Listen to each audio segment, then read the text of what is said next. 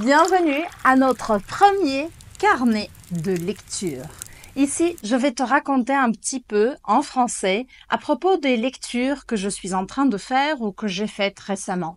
C'est une façon de te stimuler à lire davantage, mais aussi à écouter plus de français, entendre parler plus en français, et comme ça augmenter ton vocabulaire et avoir envie de plonger de plus en plus dans la langue et dans la culture française.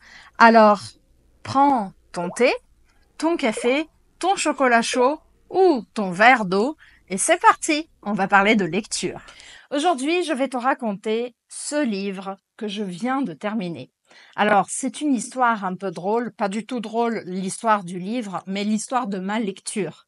C'est parce que en faisant des recherches, quand j'ai terminé le livre, j'ai remarqué qu'il y a 2 ans, j'ai enregistré une petite lecture du début du livre. Et d'ailleurs, je vais te la laisser ici, attachée dans la description de cette vidéo. Comme ça, si tu as envie, tu peux m'accompagner lire ce livre.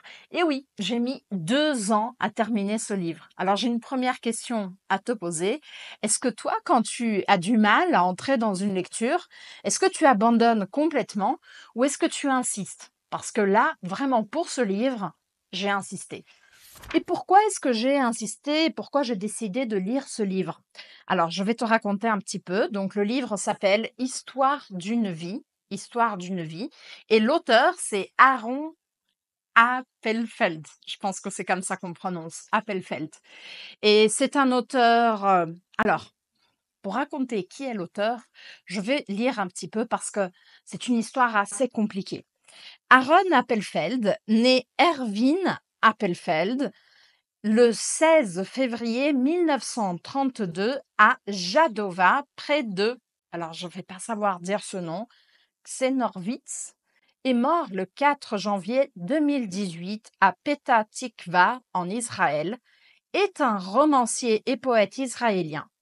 Il est considéré comme un des plus importants écrivains israéliens de langue hébraïque de la fin du XXe siècle. Et pourquoi est-ce que j'ai dit que c'était une histoire assez compliquée? Eh bien, tout simplement parce que cet auteur, il n'est pas né en Israël.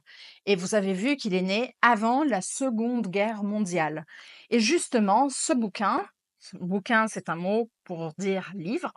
Et ce livre, ce bouquin, c'est un livre qui raconte, histoire d'une vie, plusieurs histoires d'une vie. Je pense même que le titre devrait avoir un S dans histoire, parce que ce livre, c'est vraiment ça. Pourquoi est-ce que j'ai eu du mal à lire ce livre? Parce que je pensais que j'allais entrer dans l'histoire. Quand j'ai pris ce livre, en fait, c'est ma mère qui m'a dit, tu devrais lire ce livre parce qu'elle l'a lu et elle l'a adoré.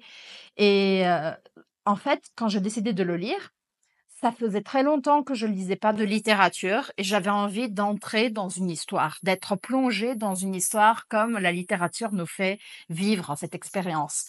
Et c'est pas du tout un livre qui m'a fait vivre l'expérience de la lecture de cette façon-là. C'est vrai aussi que j'ai pris un livre qui est très dense et je vais vous expliquer pourquoi. À un moment de ma vie qui était un moment où j'avais besoin de légèreté parce que il y a 2 ans, c'est quand j'ai découvert que j'étais enceinte de mon deuxième fils, de Gaël. Et bon, alors maintenant, c'est l'heure de vous raconter de quoi parle ce bouquin. Histoire d'une vie, ce sont plusieurs petits morceaux des histoires que Aaron Appelfeld se souvient de sa vie. Parce que quand la Seconde Guerre mondiale a éclaté, lui, il avait 7 ans. Et ses parents sont morts dans la Seconde Guerre mondiale. Attends, je vais t'expliquer pourquoi je confonds Seconde et Deuxième. En fait, on va dire Seconde Guerre mondiale parce qu'il n'y a pas de Troisième Guerre mondiale. Mais souvent, on accepte les deux, d'accord? Mais bon, donc ses parents sont morts de différentes façons. Et alors, dans chaque petit chapitre, il raconte des mémoires qu'il a de cette époque, de l'époque avant la guerre, pendant la guerre ou après la guerre, parce que lui, il avait de 7 à 11 ans, le temps qu'a duré la guerre, et il est arrivé en Israël, donc jeune adolescent, et il a dû reconstruire toute sa vie. Ma mère a été complètement amoureuse de ce livre. Elle a été très touchée par ce livre. Et comme je vous ai dit, une des raisons pour laquelle je pense que j'ai pas tellement accroché, c'est que les histoires, elles sont pas connectées l'une à l'autre. C'est quelque chose de bien et pas bien simultanément, parce que tu peux lire un petit chapitre, c'est tout. Mais en même temps, euh, ça me faisait à chaque fois devoir recommencer sans avoir un engagement par complet. Mais en fait, il y a aussi une autre raison pour laquelle j'ai lu ce livre. Mon père est juif et ma mère est d'origine protestante. En fait, mon père est d'origine juive et ma mère est d'origine protestante. Et même si moi j'ai aucune liaison vraiment forte avec les religions, ni l'une ni l'autre, j'ai été plus connectée à la culture juive parce que c'est la famille de mon père qui est au Brésil et moi j'habite au Brésil, donc j'étais plus proche de cette culture. Mais je dis toujours que je suis pas de religion juive, mais de culture juive. Et surtout, quand on parle de Seconde Guerre mondiale, on parle de ma famille. Pas seulement de ma famille, bien sûr, mais de la famille de la plupart des juifs du monde. Et donc, ça m'a toujours intriguée. C'est un thème qui m'a toujours intriguée. C'est pas du tout léger, mais ça m'a toujours intriguée. Donc voilà aussi une autre raison pour laquelle j'ai lu ce livre, un peu pour sortir d'un certain automatisme du travail et de mon premier enfant. Je m'occupais beaucoup de mon premier enfant et de mon travail, et j'avais besoin de respirer, mais c'était pas juste respirer, parce que sinon j'aurais pas choisi celui-ci. Ben voilà. Donc voilà, j'ai choisi ce livre parce que j'ai choisi ce livre et je l'ai lu. Et je voudrais te lire la 4e de couverture aujourd'hui. Comment un enfant, ayant tout perdu, peut-il survivre plusieurs années seul dans les sombres forêts ukrainiennes? Aaron Appelfeld a 10 ans lorsqu'il s'échappe du camp. Sa longue errance le conduira 4 ans plus tard en Palestine. Plongé dans le silence depuis le début de la guerre, il apprend une nouvelle langue. Il l'utilisera désormais pour tenter de relier les différentes strates de sa vie à leurs racines perdues. Et puis il y a une citation. Ma mère fut assassinée au début de la guerre. Je n'ai pas vu sa mort, mais j'ai entendu son seul et unique cri. Voilà. Donc c'est un livre très dense qui a eu le prix Médicis étranger 2004.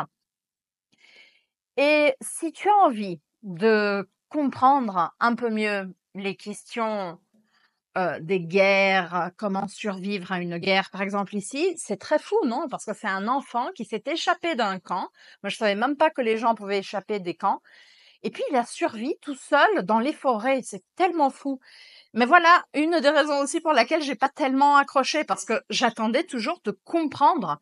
Et en fait, c'est tellement absurde comme histoire qu'il y a rien à comprendre. Et donc, même quand tu termines le livre, pardon pour le spoiler, mais même quand tu termines le livre, tu comprends pas comment c'est possible. Il faudrait aussi que je te dise que c'est pas mon livre préféré à propos de la Seconde Guerre mondiale. Il y a des années, j'ai lu le livre qui s'appelle Si c'est un homme de Primo Levi. Alors, il faut encore penser à un autre thème, c'est qu'aujourd'hui, l'histoire actuelle est extrêmement polémique par rapport à Israël et tout ça. Et je répète, je suis pas fortement de religion juive, mais oui, ma culture est aussi juive, mon histoire, ma famille, etc. Et je défends pas du tout Israël, d'accord? Que ce soit clair. Mais c'est une question très complexe, toutes ces guerres, etc. Donc, je voudrais te parler aussi du prochain livre que je vais lire et que j'ai déjà commencé. J'ai choisi celui-ci, d'Atik Raimi, qui s'appelle, alors j'ai du mal à dire le nom, c'est Singué Sabour, Pierre de patience. Et je vais te lire la 4e de couverture, ce sera mon prochain bouquin. Cette pierre que tu poses devant toi, devant laquelle tu te lamentes sur tous les malheurs, toutes les misères, à qui tu confies tout ce que tu as sur le cœur et que tu n'oses pas révéler aux autres, tu lui parles, et la pierre t'écoute, éponge tous tes maux, tes secrets, jusqu'à ce qu'un beau jour, elle éclate, elle tombe en miettes. Et ce jour-là, tu es délivré de toutes tes souffrances, de toutes tes peines. Comment appelle-t-on cette pierre? En Afghanistan, pardon, peut-être ou ailleurs, une femme veille son mari blessé. Au fond, Ils ne se connaissent pas. Les heures et les jours passent tandis que la guerre approche et la langue de la femme se délie, tisse le récit d'une vie d'humiliation dans l'espoir d'une possible rédemption. Et celui-ci, il a eu le prix Goncourt, c'est un très important prix de littérature français en 2008. Bientôt, je vais pouvoir vous raconter un peu plus de ce que j'ai pensé de ce livre. Et juste pour vous dire que j'essaie de faire un contrepoint, c'est-à-dire j'ai lu quelque chose sur la Seconde Guerre mondiale. Je sais que cette histoire n'a rien à voir avec le moment actuel ou n'aurait pas, il n'y a aucune justificative par rapport au moment actuel, mais j'ai pris cet autre roman qui est un point de vue complètement différent sur une autre question. Alors voilà un petit peu un carnet de lecture. Je te présente encore un petit peu de vocabulaire intéressant. Donc ici, on a un livre ou un bouquin. On a la couverture du livre, la couverture. Et derrière, ça c'est la 4e de couverture, où on trouve en général un résumé du livre ou un extrait du livre. Dans un livre, on a plusieurs pages et plusieurs chapitres. En général, je préfère les livres qui ont des chapitres. Ici, déjà, je peux dire que ce livre-ci, il est plus petit, mais il n'a pas de chapitre. Ça m'exaspère un peu, parce que je ne sais pas quand est-ce qu'il faut que je m'arrête. Et voilà. Et on a aussi, pour le vocabulaire, un auteur et un traducteur. Alors, je voudrais savoir si tu aimes ce type de vidéo et que tu me racontes ci-dessous dans les commentaires si tu as déjà lu en français, si tu aimerais lire en français. Et comme ça, je peux te créer un autre contenu sur mes lectures en français, si ça t'intéresse. Merci beaucoup, un bisou et à bientôt. Ciao. Maintenant, c'est l'heure de monter. Ciao, ciao.